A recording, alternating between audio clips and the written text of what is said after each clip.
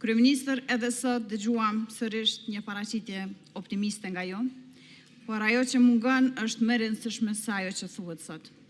E ajo që mungon është dokumenti kryesor që ne sot duhet të kishim paranesh, e që është programi qeveritar.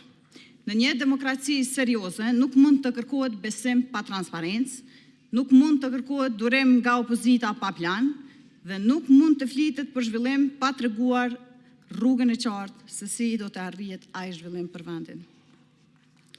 Flitet për një buxhet prej afër 4 miliard eurosh, një shifër e madhe në letër, por na thua, kryeministër, ku realisht po shkojnë këto para dhe kush realisht po përfiton. Sepse qytetarët nuk e masin suksesin tuaj me statistika, por me mirëqenjen e tryezat e tyre.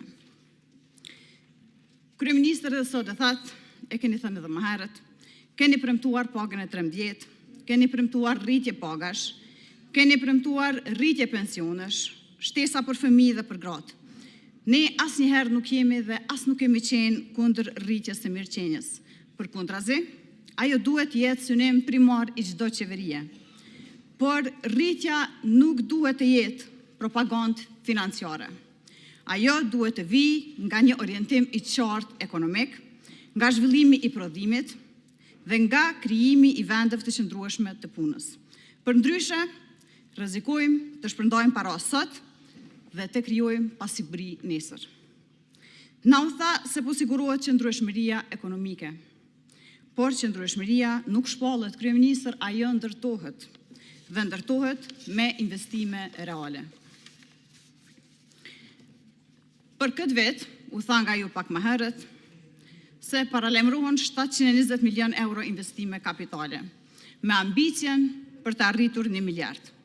Pyetja konkrete është, sa projekte janë përfunduar realisht dhe sa kanë mbetur vetëm premtime? Ju nuk jeni kryeministër vetëm sot, por jeni kryeministër nga viti 2019, pra që 6 vjet. Sepse e dim që ekonomia nuk rritet nga planet që përfundojnë në letër, por nga rrugët që ndërtohen, nga shkollat që hapen, e nga bizneset që fuqizohen. Dëgjojmë deklarata, e dëgjuam edhe pak më herët nga ju, se kontrabanda është eliminuar.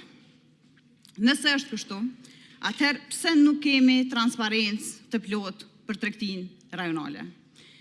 Qytetarët tanë meritojnë fakte dhe jo slogane. Ndërkohë që qytetarët po përballen me një realitet krejt tjetër, kryeministër, rritje të vazhdueshme të çmimeve të produkteve bazë.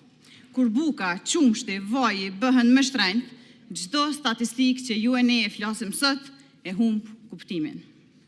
Vendosja e një çmimi tavan që u tha më herët nga ju e që ka qenë iniciative më hershme, mund të tingëllojë si zgjidhje shpejt, por pa mekanizma të fortë tregu, rrezikon të jetë vetëm një mas afat shkurt.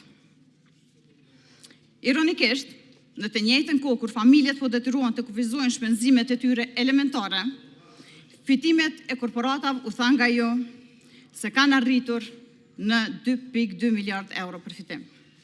Kjo nuk është domosdoshmërisht problem në shoqëri, sepse suksesi i çdo biznesi është i mirëpritur, por bëhet problem kur rritja nuk shpërndahet drejtësisht dhe kur barra bie drejt për drejt mbi qytetarët tonë. Prandaj, sot kryeministër nuk po kërkojmë mrekulli nga ju, po kërkojmë përgjegjësi, kërkojmë transparencë, kërkojmë një program të qartë qeverisës që tregon jo vetëm sa para ka shteti, por si të përmirësohet jeta e qytetarëve.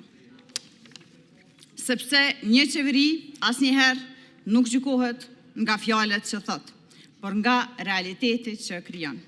Dhe realiteti sot, më shumë se kur, kërkon punë, kërkon më pak propagandë nga ju dhe më shumë llogaridhënie.